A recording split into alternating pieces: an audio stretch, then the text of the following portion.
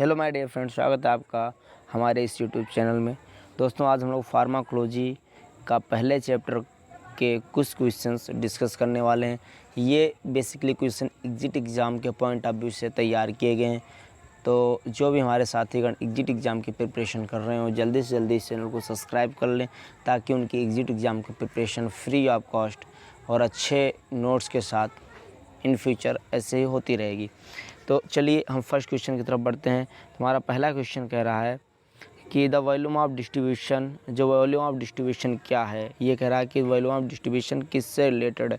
अच्छा, ये बताइए डिस्ट्रीब्यूशन बेसिकली होता क्या है कि बॉडी में कौन से बॉडी में ड्रग कितनी पहुंच रही है, इसी को डिस्ट्रीब्यूशन कहते हैं।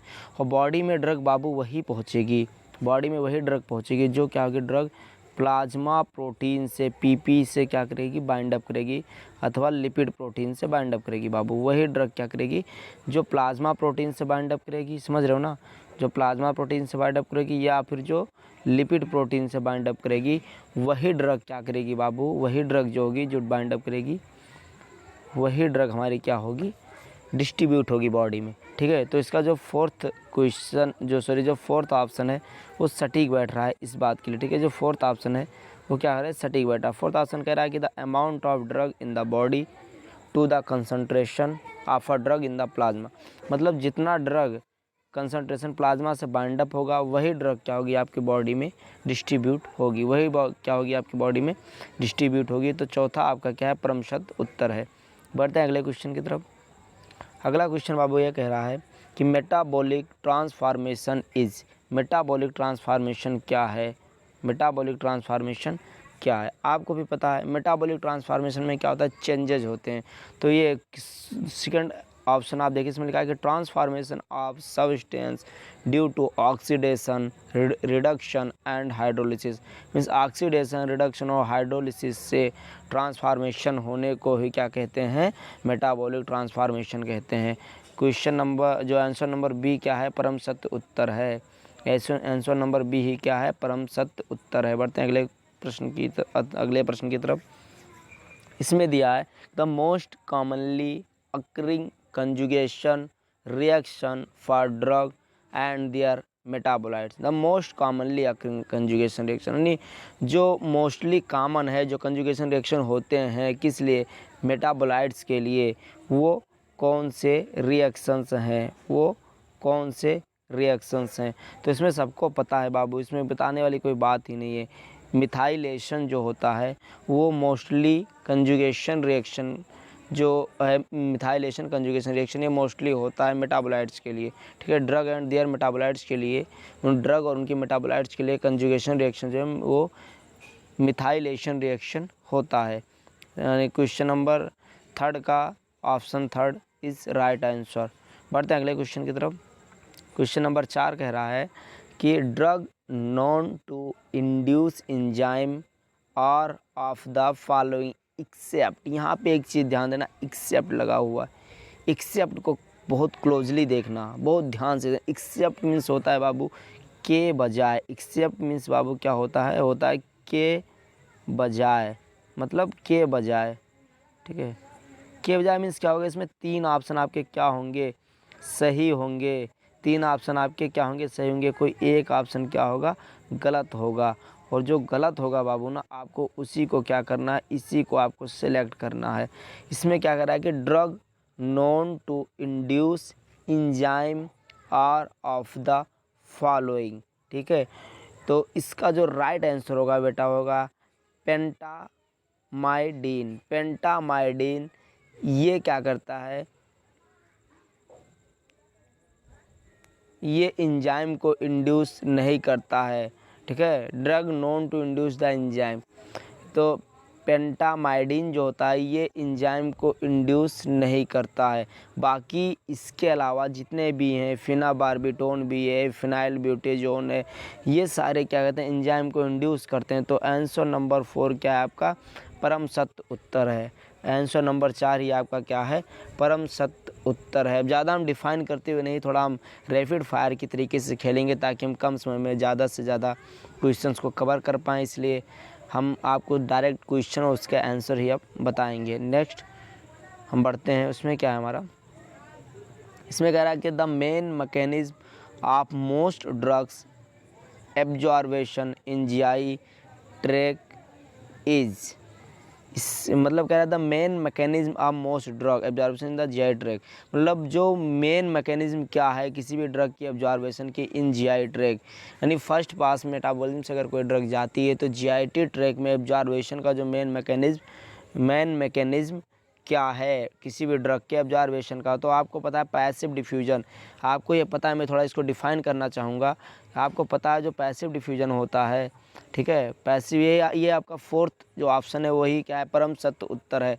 थोड़ा मैं इसको डिफाइन करना चाहूँगा मेरे मित्र, ये आपका क्या है, परम सत्य उत्तर है, इसमें कोई दो राय नहीं। इसको मैं डिफाइन इसलिए करना चाहूँगा क्योंकि मुझे भी पता है, आपको भी पता है कि जो 90% ड्रग्स होती हैं, ठीक है, जो 90% मेरे मित्र जो ड्रग्स होती हैं जो ओरल रूट से ली जाती हैं, बेसिकली इससे ओरल रूट से जो भी ली जाती है 90% जो ड्रग होती हैं, ठीक है, वो क्या करती हैं, वो पैसिव पाथवे को फॉलो करती हैं, पैसिव डिफ्यूजन को, पीडी मैंने यहाँ लिख दिया है, पैसिव डिफ्यूजन को फॉलो करती हैं। अच्छा है, पैसिव डिफ्यूजन मेरे मित्र होता क्या है, ये लिख सकते हैं, लगभग 90% ड्रग्स होती हैं पैसिव डिफ्यूजन को फॉलो करती हैं। आप इसे नोट डाउन भी मेरे मित्र कर सकते हैं।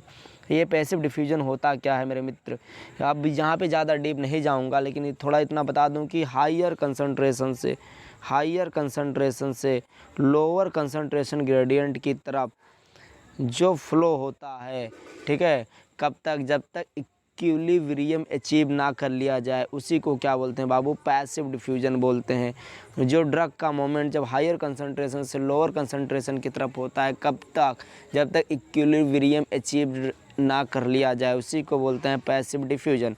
समझ रहे ना, उसी को क्या बोलते हैं मेरे मित्र, पैसिव डिफ्यूजन बोलते हैं। अच्छा, जब कोई ऊपर से नीचे की तरफ जिस चीज़ का फ्लो होगा मेरे मित्र, जिस चीज़ का फ्लो ऊपर से नीचे की तरफ होगा, मान लीजिए मित्र मेरे ये पहाड़ी है, मान लीजिए ये पहाड़ी है मेरे दोस्त, और यहाँ से कोई झरना नीचे आ रहा है, और ये मान लीजिए कि कोई एक नदी है, ये कोई नदी है, ठीक है, और इसके पानी को हमें पहाड़ पे ले जाना है, यहाँ पे ले जाना है हमें, मेरे मित्र इस वाटर को ले जाने के लिए हमें पंप सेट की नीड होगी।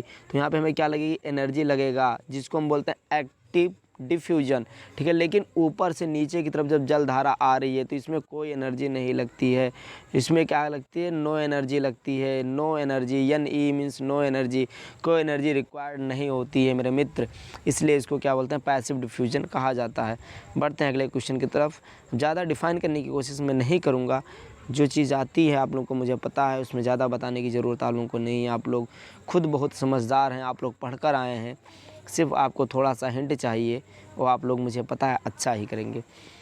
मेरे मित्र क्वेश्चन नंबर 6 पे हम लोग आ जाते हैं। क्वेश्चन नंबर 6 कह रहा है कि what kind of substance can not permeate membrane by passive diffusion, यानी किस प्रकार की मेम्ब्रेन है, व्हाट काइंड ऑफ सब्सटेंस, कौन से प्रकार के सब्सटेंस हैं जो पैसिव डिफ्यूजन में परमिशन नहीं देते हैं मेम्ब्रेन से आउट जाने के लिए ड्रग्स को किस प्रकार के सब्सटेंस हैं जो परमिशन नहीं देते हैं इन पैसिव डिफ्यूजन, मीन्स वो ट्रांसपोर्ट नहीं हो पाते हैं। तो किस प्रकार के होंगे, तो हाइड्रोफिलिक सब्सटेंस जो होते हैं मेरे मित्र, जो हाइड्रोफिलिक सब्सटेंस होते हैं वो क्या करते हैं, वो substance can not permeate membranes by passive diffusion, वो हाइड्रोफिलिक जो सब्सटेंस होते हैं वो परमिएट नहीं होते हैं, वो कि जो पैसिव डिफ्यूजन के थ्रू आपका ट्रांसपोर्ट हो सके। बढ़ते हैं अगले क्वेश्चन की तरफ। फोर्थ आंसर आपका है, चौथा ही आपका क्या है, परम सत्य उत्तर है। बढ़ते हैं क्वेश्चन नंबर 7 की तरफ। मेरे मित्र ये 7 नंबर का क्वेश्चन क्या कह रहा है, 7 नंबर का क्वेश्चन कह रहा है कि high plasma protein binding, high plasma protein binding क्या है, ये चीज़ें कहना चाह रहा है, ठीक है।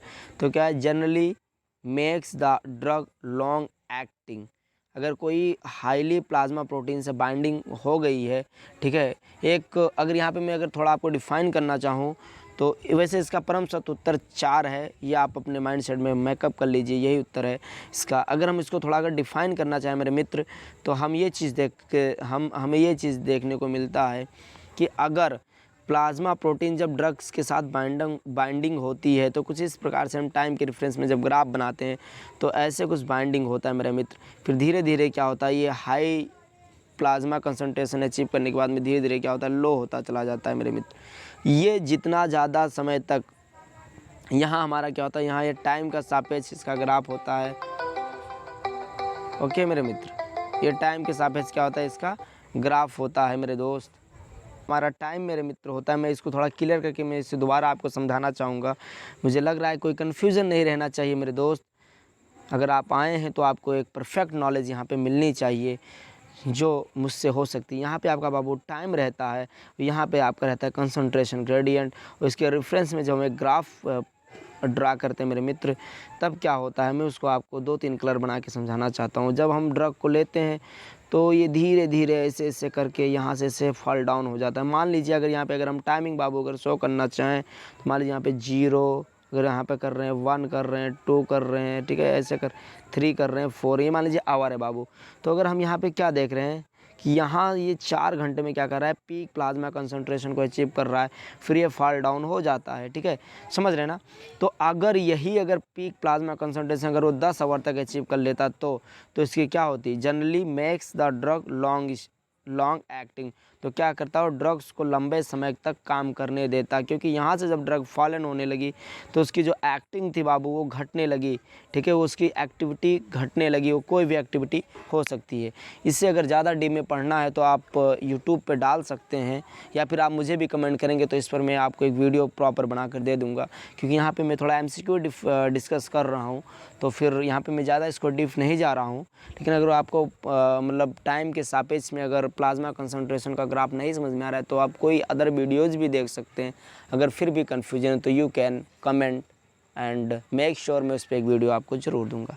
चलिए तो बढ़ते हैं क्वेश्चन नंबर 8 पे। इसमें लिखा हुआ है कि which of the following effect, यानी किस प्रकार का इफेक्ट कैन बी सीन देखा जाता है in competitive antagonist in a drug response curve. यानी ड्रग रिस्पॉन्स कर्व में, वही अभी जो मैंने आपको बताया था बाबू वो ड्रग रिस्पॉन्स कर्व भी था। तो उसमें क्या होता है, अगर कम्पिटेटिव एंटागोनिज्म में तो किस प्रकार का इफेक्ट देखा जाएगा, किस प्रकार का इफेक्ट देखा जाएगा, तो बाबू पैरेलल राइट शिफ्ट देखा जाएगा। किस प्रकार का इफेक्ट, तो पैरेलल राइट शिफ्ट इफेक्ट देखा जाएगा। अब ये क्या होता है, अगर इस पर भी अगर आपको अगर नॉलेज नहीं है मेरे दोस्त तो आप प्लीज़ कमेंट करना, मैं आपको एंटागोनिस्ट कैसे काम करते हैं, एंटागोनिस्ट क्या होता है, एगोनिस्ट क्या होता है, सिनेरिज्म क्या होता है, इन सारे टॉपिक्स पे मैं आपको सेपरेट वीडियो बना के वहाँ पे आपको डीपली समझा दूँगा, ठीक है। तो अगर आपको कोई भी इश्यू है तो प्लीज़ कमेंट और उस पर एक वीडियो सेपरेट ज़रूर बनाया जाएगा मेरे मित्र। बढ़ते हैं क्वेश्चन नंबर 9 की तरफ। इसमें लिखा है कि glomerular filtration of a drug is affected by it. कह रहा है ग्लोमेर कर देता हूँ, कह रहा है कि ग्लोमेरुलर फिल्ट्रेशन किससे प्रभावित होता है। तो अगर लंबे समय तक अगर कोई ड्रग अगर बाइंड अप रहती है, प्लाज्मा प्रोटीन बाइंडिंग अगर लंबे समय तक रहती है तो ड्रग प्रभावित होता है, उसमें किसी प्रकार की कोई शंका नहीं होनी चाहिए। क्वेश्चन नंबर 9 का बी क्या है, परम सत्य उत्तर है। बी क्या है, परम सत्य उत्तर है। फिर भी इन सब टॉपिक्स अगर आपकी क्लियर नहीं है तो you can comment and make sure इस पर वीडियो ज़रूर आपको दिया जाएगा। बढ़ते हैं अगले क्वेश्चन की तरफ। इसमें बाबू दिया हुआ कि tricyclic anti depressant can alter the oral absorption of many drugs by. कह रहा है कि ट्राईसाइक्लिक जो एंटी डिप्रेसेंट होते हैं कैन अल्टर चेंज कर सकते हैं the oral absorption of many drugs by, यानी जो ट्राईसाइक्लिक एंटासिड होते हैं वो ओरल एब्जॉर्बेशन में चेंजिंग ला सकते हैं बाई किसके द्वारा, ठीक है, किसके द्वारा ला सकते हैं मेरे मित्र। तो है ये B is a right answer, B is a right answer. Altering by gut motility, altering by gut motility. अच्छा, गट मोटिलिटी में कैसे होगा, अगर भाई मोटिलिटी सही से नहीं होगा भाई तो एब्जॉर्बेशन आपका इफेक्ट होता है, ठीक है। तो एब्जॉर्बेशन अगर इफेक्ट होगा, अगर मान लीजिए मोटिलिटी फास्ट हो गई, अगर मोटिलिटी इंक्रीज होगी मेरे भाई तो एब्जॉर्बेशन क्या होगा, डिक्रीज हो जाएगा। अगर मोटिलिटी डिक्रीज हो गई, समझ रहे हो ना, तो एब्जॉर्बेशन मेरे भाई क्या होगा, इंक्रीज हो जाएगा। तो ये बहुत हद तक डिपेंड करता है, ठीक है, ये बहुत हद तक डिपेंड करता है गट की मोटिलिटी पे, एब्जॉर्बेशन, ठीक है। इस पर ये सारे टॉपिक्स मुझे आशा है कि आप लोगों का क्लियर होगा। फिर भी अगर मेरे मित्र कोई दिक्कत है तो प्लीज़ कमेंट, मैं सेपरेट वीडियो सब पे देने के लिए तैयार हूँ। बस आप लोग लगन से पढ़ते रहिए, मेहनत हमारी, सफलता आपकी। अल्टरिंग मोटिलिटी, ठीक है, गट मोटिलिटी जो है वो अल्टर करती है। बढ़ते हैं अगले क्वेश्चन की तरफ। लिखा है bioavailability differences among oral formulation of a drug are most likely to occur if the drug, ठीक है। ये क्या कहना चाहता है क्वेश्चन, पहले हमें समझने की बहुत जरूरत है। अगर हमें क्वेश्चन बाबू समझ में आ गया ना तो फिर हमें किसी प्रकार की भी दिक्कत नहीं होने वाली। इसमें कह रहा है कि बायोबिलिटी डिफरेंसेस, बायोबिलिटी अलग अलग होती among oral formulation. Oral formulation में क्या कह रहा है कि बायोबिलिटी अलग अलग होती ऑफ अ ड्रग, एक ड्रग की, आर मोस्ट लाइकली ज़्यादा संभव है to occur if the drug to incompletely absorb, to incompletely absorb, अगर मेरे भाई ड्रग इनकम्प्लीटली एब्जॉर्ब हो रही है तो उसकी बायोबिलिटी डिफरेंस आ सकती है। इसमें किसी प्रकार की शक नहीं होनी चाहिए। आंसर नंबर 11 का question option number 3 is our right answer. बढ़ते हैं अगले क्वेश्चन की तरफ। मेरा फर्स्ट वीडियो है, कई सारी प्रॉब्लम्स आप लोगों को फेस करनी पड़ रही होंगी, उसके लिए सॉरी। मैं वीडियोस ज़्यादातर मोबाइल से बनाता हूं तो पढ़ने में भी थोड़ा इश्यूज आ रहे हैं। तो बढ़ते हैं अगले क्वेश्चन की तरफ। इसमें साफ साफ क्या लिखा हुआ है आप लोग स्वयं पढ़ लीजिए।